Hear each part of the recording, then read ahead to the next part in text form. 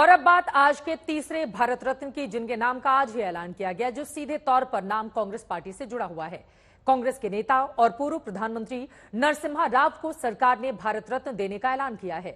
सबसे बड़ी बात कि कांग्रेस की ओर से नेहरू गांधी परिवार के 3 प्रधानमंत्री बने और तीनों को भारत रत्न मिला, जिसमें जवाहरलाल नेहरू और इंदिरा गांधी को प्रधानमंत्री रहते हुए भारत रत्न सम्मान से नवाजा गया, जबकि राजीव गांधी को उनके निधन के 26 दिन के अंदर भारत रत्न से सम्मानित किया गया। लेकिन कांग्रेस ने नरसिम्हा राव को भारत रत्न देने पर विचार नहीं किया, ये बीजेपी के आरोप है। अब मोदी सरकार नरसिम्हा राव को भारत रत्न देकर कांग्रेस को घेरने की कोशिश कर रही है। नरसिम्हा राव को भारत रत्न दिए जाने का क्या है सियासी समीकरण, इस रिपोर्ट के जरिए समझाते हैं आपको।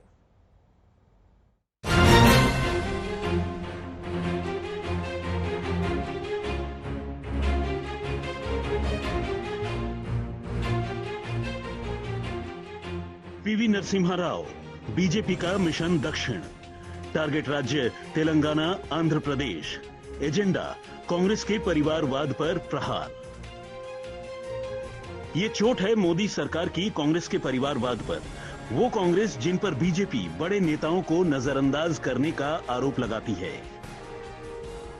अटल जी छोड़ो, नरसिम्हा राव की सरकार की तारीफ कीजिए, वो रखो। इतना ही नहीं, ये अभी के भाषण में भी एक बार डॉक्टर मनमोहन सिंह जी का नाम बोले होते तो मुझे लगता। ये वही नरसिम्हा राव थे जिनके पार्थिव शरीर को कांग्रेस दफ्तर के बाहर फुटपाथ पर रखा गया। ये वही नरसिम्हा राव थे जिनका मेमोरियल अब तक कांग्रेस ने नहीं बनाया।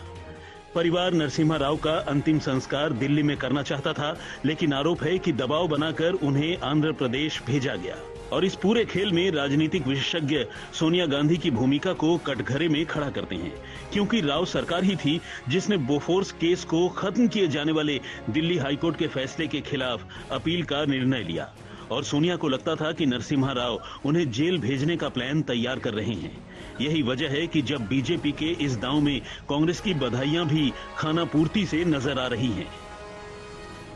For former Prime Minister Chaudhary Charan Singh and Bharat Ratna for PV Narasimha Rao, ma'am. Well, I welcome them. Narasimha Rao, So what? No problem. No issue at all. ने नहीं दिया, Hello. किसी ने तो दिया। Hello. ऐसा दावा किया जाता है कि जब बाबरी मस्जिद गिराई गई तो नरसिम्हा राव ने खुद को कमरे में कैद कर लिया था। अधिकारियों को बोल दिया था कि उन्हें कोई डिस्टर्ब न करे। फोन की घंटियां बजती रही, लेकिन नरसिम्हा राव ने कोई जवाब नहीं दिया। खुद कांग्रेस नेताओं ने कई बार नरसिम्हा राव पर सांप्रदायिक होने का आरोप लगाया। समझने की कोशिश करते हैं कि आखिर बीजेपी के एजेंडे में नरसिम्हा राव कितना फिट बैठते हैं। विवादित ढांचा गिराने पर कांग्रेस के नेता तक नरसिम्हा राव की भूमिका पर सवाल खड़े करते हैं। बीजेपी जिस अर्थव्यवस्था की बात करती है उसकी नींव नरसिम्हा राव ने रखी। बीजेपी जिस विदेश नीति को आगे ले जा रही है उसकी नींव भी नरसिम्हा राव ने रखी। फिर चाहे वो रूसी कैंप में रहते हुए भारत और अमेरिका की दोस्ती को बढ़ाना हो, या फिर मुस्लिम नाराजगी को नजरअंदाज करते हुए इजरायल के साथ दोस्ती हो। विपक्ष के नेता अटल बिहारी वाजपेयी को सरकार के प्रतिनिधि मंडल का नेता बनाकर संयुक्त राष्ट्र भेजा। नरसिम्हा राव ही पहले गैर गांधी परिवार के नेता थे जिन्होंने 5 साल तक केंद्र में सरकार चलाई। सच्चाई ये है कि इनको तो पहले ही नवाजा जाना चाहिए था, लेकिन इसका संज्ञान पहली बार यदि किसी गवर्नमेंट ने लिया है तो मोदी जी के नेतृत्व की हमारी गवर्नमेंट ने लिया है। दलगत राजनीति से ऊपर उठकर पीवी नरसिम्हा राव को भी सम्मानित किया। नहीं, बराबर दलगत राजनीति से ऊपर उठकर ही हम लोग इस प्रकार के फैसले करते हैं। अटल बिहारी वाजपेयी और नरसिम्हा राव की दोस्ती भी जग जाहिर है, जिनकी नोकझोंक की झलक अक्सर संसद में दिखाई देती थी। लोगों ने कहा कि नरसिम्हा राव जी सरल आदमी नहीं है, बड़े चतुर आदमी हैं।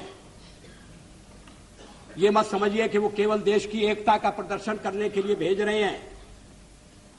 कहीं कहीं उनके मन में यह भी हो सकता है कि अगर जेनेवा में बात नहीं बनी और खिलाफ प्रस्ताव पास हो गया तो दोष में हिस्सा बटाने के लिए वाजपेयी भी बलि का बकरा बनाया जा सकता है। मैंने इस पर विश्वास नहीं किया।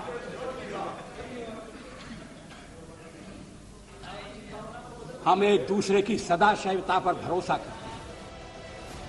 भले ही कांग्रेस ने नरसिम्हा राव को नजरअंदाज किया हो, लेकिन आज भारत रत्न मिलने के बाद नरसिम्हा राव का परिवार बेहद खुश नजर आ रहा है।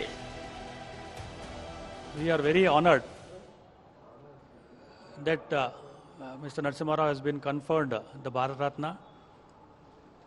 Narendra Modi ji's government is very, very instrumental in recognizing the people who have contributed to this country.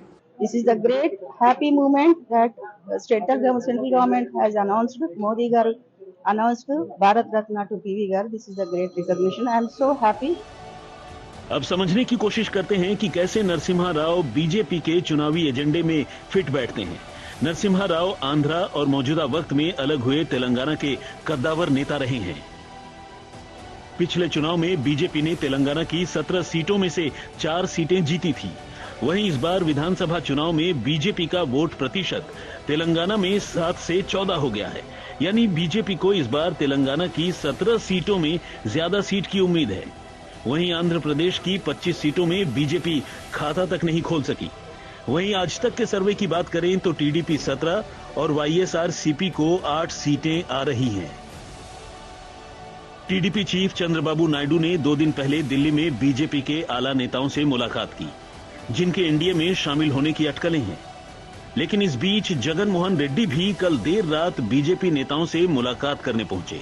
साफ है, बीजेपी अपने टारगेट 400 को लेकर हर एंगल पर काम कर रही है और नरसिम्हा राव एक साथ कई एजेंडों में फिट बैठते हैं, जो न केवल साउथ, कांग्रेस के परिवारवाद और आंध्र में बीजेपी की एंट्री वाला एजेंडा तय करते हैं। आज तक ब्यूरो।